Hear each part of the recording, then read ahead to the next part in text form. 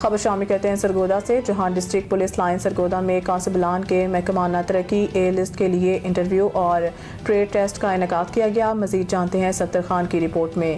District police officer Sargodha محمد صہیب اشرف کی خصوصی ہدایات پر انٹرویو کے عمل کو مکمل شفاف بنانے کے لیے ایک اعلیٰ سطحی کمیٹی تشکیل دی گئی، جس کی سربراہی S P investigation Sargodha Javed Akhtar Jatoi نے کی، جبکہ کمیٹی کے ممبران میں D S P headquarter Fazal Qadir اور ڈی ایس پی صاحبال حق نواز مکن شامل ہیں۔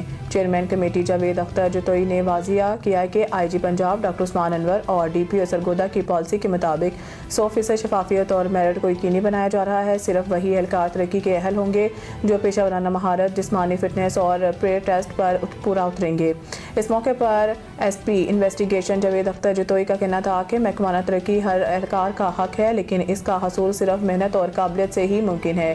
میرٹ کی پامالی کسی صورت برداشت نہیں کی جائے گی تاکہ فورس میں باصلاحیت اور محنتی جوانوں کو آگے آنے کا موقع مل سکے۔ ستر خان، بگ نیوز، سرگودا۔